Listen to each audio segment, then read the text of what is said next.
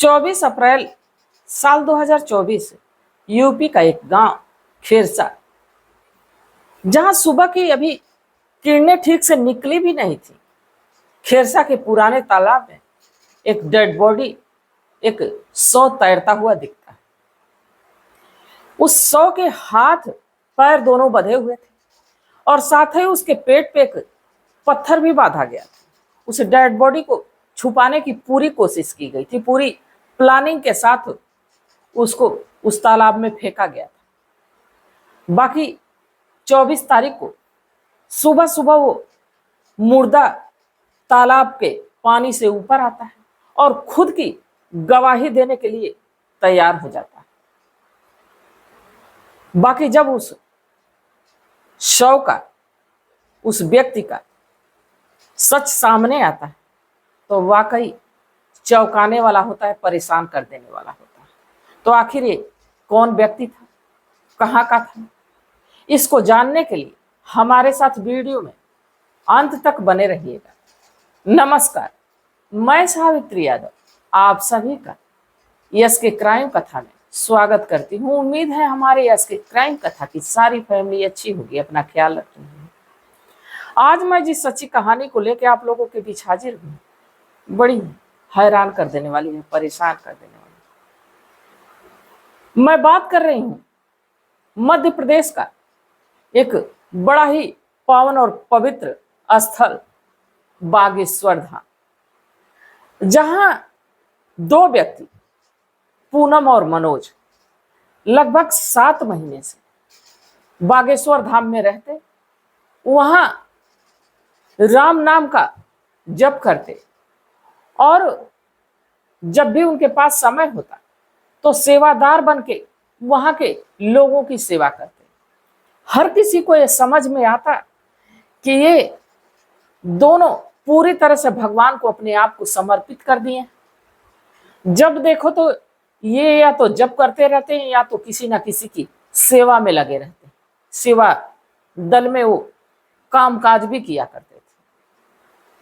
बाकी किसी को ये नहीं पता था कि ये दोनों एक बहुत बड़े गुनाह को छिपाने की कोशिश कर रहे हैं। दरअसल ये जब 7 महीने पहले यहाँ आते हैं, उसके पहले बड़ी ही खौफनाक कहानी को अंजाम देके आते हैं। तो चलिए इस कहानी की शुरुआत करते हैं। दरअसल मैं बात कर रही हूँ 24 अप्रैल 2024 की सुबह सुबह का वक्त होता है। उत्तर प्रदेश का एक जिला कानपुर का एक छोटा सा गांव खेरसा। इसी खेरसा का रहने वाला दिनेश अवस्थी, जिसकी उम्र लगभग 45 से 46 साल। दिनेश अवस्थी एक ट्रक ड्राइवर होता है और अक्सर घर से बाहर रहता है। घर में उसकी पत्नी पूनम और उसके भाई। हमेशा दिनेश कुछ समय के लिए घर आता और इसके बाद फिर से वापस अपने ट्रक पे चला जाता। बाकी 24 अप्रैल 2024 की सुबह सुबह अचानक से तालाब में एक डेड बॉडी तैरते हुए मिलती। दोनों हाथ बंधे हुए थे, दोनों पैर भी बंधे होते। और जब लोग उसको नजदीक से देखते हैं तो उसके पेट पे एक बड़ा सा पत्थर भी बंधा होता है। बाकी इसके बावजूद डेड बॉडी पानी के ऊपर आ जाती। और जब डेड बॉडी को उस तालाब से बाहर निकाला जाता है, पुलिस को सूचना दी जाती है। जब उस डेड बॉडी की शिनाख्त होती है तो पता चलता है कि ये डेड बॉडी जो किसी और की नहीं बल्कि इसी गांव के रहने वाले दिनेश अवस्थी की, जो कि पेशे से एक ट्रक चालक है, घर में पत्नी भाई है। जब ये सूचना घर मिलती तो घर पे मानो कोहराम सा छा जाता है, अफरा तफरी का माहौल हो जाता है। चीखते चिल्लाते परिवारजन वहां पहुंचते, जबकि दिनेश अवस्थी का छोटा भाई जो रहता है, दिनेश की लापता होने की, गुमशुदा होने की रिपोर्ट 2 दिन पहले ही FIR दर्ज करा चुका रहता है। बाकी जैसे ही दिनेश अवस्थी की डेड बॉडी मिलती, वाकई हर कोई सदमे में हो जाता है। कि जो दिनेश अवस्थी जिसको सारे लोग ये जान रहे थे कि वो अपने काम काज पे हो सके वापस चला गया, नंबर स्विच ऑफ आ रहा था, वो इस तालाब में 2-3 दिन से पड़ा हुआ था। जब इस बात की सूचना सारे इलाके में, सारे लोग हैरान।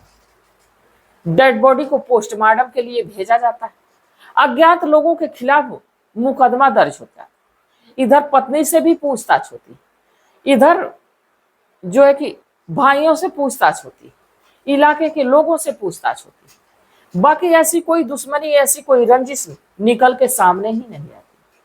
हर कोई परेशान। पोस्टमार्टम रिपोर्ट में यह पूरी तरह से साबित हो जाता है कि ये दिनेश अवस्थी की बड़ी ही बेरहमी तरीके से हत्या की गई और इसे छिपाने की भी पूरी कोशिश की गई। बाकी अभी पुलिस किसी नतीजे पे पहुंच पाती, अचानक से दिनेश अवस्थी की पत्नी पूनम अवस्थी और उसका एक मंझला भाई जो होता है जिसका नाम मनोज होता है, अचानक से वो भी घर से गायब हो जाते हैं। जो अश्विनी अवस्थी वो जाके अपनी भाभी और अपने भाई, मंझले भाई यानी जो मनोज जिसका नाम रहता है, दिनेश का जो मंझला भाई रहता है, उसके गुमशुदा होने की रिपोर्ट अश्विनी दर्ज कराता है। पहले तो भाई गायब हो गया, इसके 2-3 दिन बाद उसकी डेड बॉडी मिली। अब ना जाने कहां भाभी और भैया भी गायब हो गए।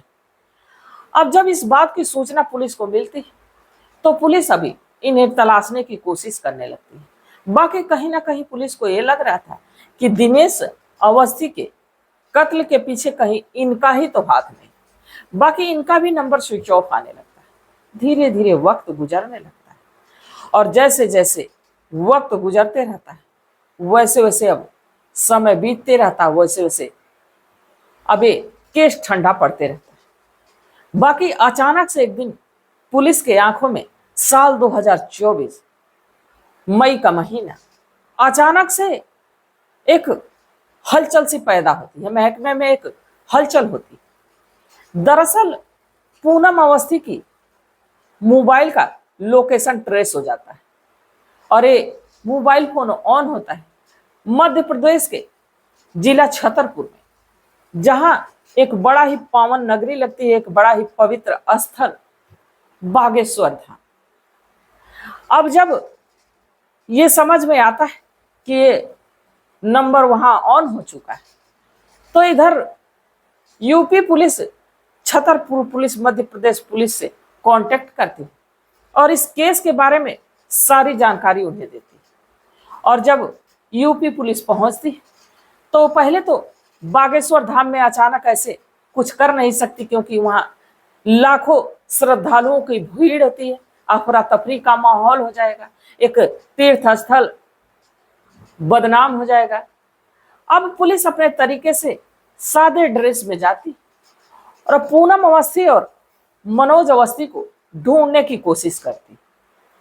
बाकी इन गैपिंग में, इन महीनों में जो पूनम अवस्थी वो भी पूरी तरह से अपने को साध्वी की तरह चेंज कर चुकी रहती है और जो मनोज अवस्थी है वो अपनी दाढ़ी, अपने मूछ, अपने बाल को इस कदर बढ़ा रखा था कि उसके चेहरे को समझ पाना नामुमकिन था। पर कहते हैं कि अगर जो पुलिस वाले चाह दें तो घास के ढेर में से भी सुई ढूंढना है। अब यही हाल होती। चिन्हित करते करते जब इन दोनों को पहचान लिया जाता है सेवा करते वक्त, तो इनको आराम से पुलिस वहां से उठाती और सीधे कानपुर लेके आती। और जब कानपुर लेके आती, इनसे पूछताछ करती है तो एक ऐसी कहानी निकल के सामने आती है जो कि वाकई हैरान कर देने वाली। दरअसल दिनेश अवस्थी जो कि एक ट्रक चालक रहता है, कुछ साल पहले इसकी शादी हुई रहती पर अभी तक इसकी कोई संतान नहीं रहती।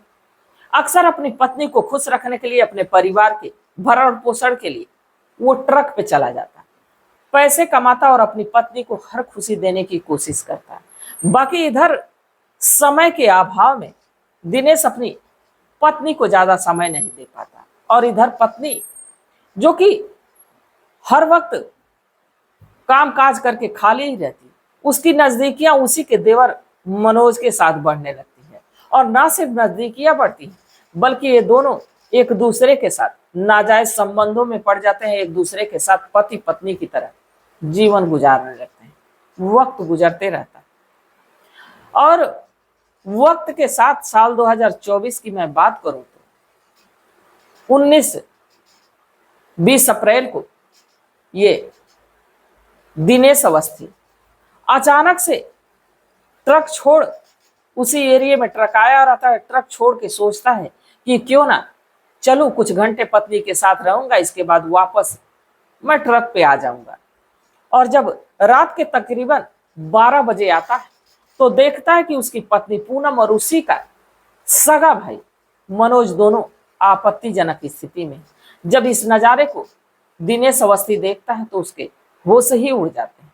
बाकी जैसे ही पूनम ये देखती और मनोज ये देखता है कि उसके भाई ने सब जान गया, उसके पति ने सब जान गया, तो दोनों एक नाटकीय अंदाज में उसके पैर पे गिर पड़ते हैं। पूनम कहती है कि मुझसे बहुत बड़ी गलती हो गई, पहली गलती समझ के मुझे माफ कर दो, आइंदा ऐसा कुछ नहीं होगा। यही बात मनोज भी दोहराता है, भैया मुझे माफ कर दो, मुझसे बहुत बड़ी गलती हो गई। इधर दिनेश अवस्थी अपनी पत्नी की पहली गलती मान के, अपने छोटे भाई की पहली गलती मान के माफ कर देता है। पूनम अपने पति दिनेश अवस्थी को कमरे के भीतर ले जाती, उसके साथ संबंध बनाती, और जब संबंध बनाती है तो दिनेश अवस्थी पहले तो ट्रक चला के थका हुआ था, दूसरा जैसे ही उसकी शरीर में थकान होती है उसकी आंख लग जाती है, और जैसे ही आंख लगती है वो मनोज को बुलाती है, और मनोज के साथ मिलके पहले तो दिनेश अवस्थी को दोनों मिलके उसका गला घोट के मारते हैं। इसके बाद उसके हाथ पैर बांधते हैं रस्सियों से, उसके पेट पे भारी पत्थर बांधते हैं, और दोनों साइकिल की मदद से एक चद्दर में लपेट के उसकी डेड बॉडी को पुराने तालाब के पास ले जाते हैं, और रातों रात उस तालाब में उसको दफन कर देते हैं। उनको अब यही पता होता है कि ये डेड बॉडी कभी ऊपर आएगी नहीं, जिससे सच सामने ही नहीं आएगा। सबको ये पता होगा कि दिनेश अवस्थी ट्रक चलाने गया और ना जाने कहाँ गायब हो गया। बाकी जो ट्रक पे खलासी था, जब दिनेश अवस्थी नहीं पहुंचता है तो फोन करता है। फोन जब दिनेश अवस्थी पे नहीं लगता, मनोज अवस्थी पे नहीं लगता, तो उसके भाई अश्विनी अवस्थी को फोन करता है, और जब अश्विनी अवस्थी कहता है कि वो तो घर नहीं आए, अब उसके गुमशुदा होने की FIR दर्ज अश्विनी जाके अपने नजदीकी थाने में दर्ज कराता है। बाकी कुछ अता पता नहीं चलता। 2 दिन बाद तालाब से अश्विनी की डेड बॉडी, अरे दिनेश की डेड बॉडी बाहर आती, और सारे राज खुल जाते हैं। इस पूनम के ही तहरीर पे इस मनोज और पूनम को दोनों को जेल के सलाखों के पीछे डाल दिया गया। अब कानून तय करेगा कि इनको कौन सी सजा मिलेगी। पर ऐसे गुनहगार जिसको ये पता था कि वो एक लोग का बड़ी बेरहमी से कत्ल कर चुके हैं, और ठिकाना एक ऐसी जगह चुने थे जहां कोई संदेह ही नहीं कर सकता, और खुद को इस कदर वहां पे रख रहे थे कि किसी को कानो कान खबर ना हो, किसी को शक ना हो कि ये कुछ ऐसा करने के बाद यहां रह रहे हैं। तो आजकल समाज में क्या हो रहा है और लोगों की सोच किस हद तक गिर गई, ये तो इस कहानी से आपको समझने को और सोचने को मिलेगा ही। तो आप लोग इस कहानी पे क्या सोचते हैं, आप लोगों की क्या सलाह, आप लोगों की क्या राय है, कमेंट सेक्शन में जरूर बताइएगा, क्योंकि आपके मशवरे का हमें बेसब्री से इंतजार रहता है। तब तक आप लोग अपना ख्याल रखिए, अपने परिवार का ख्याल रखिए, बाल बच्चों का ख्याल रखिए। मिलते हैं कल एक नई वीडियो के साथ, तब तक के लिए जय हिंद, जय भारत।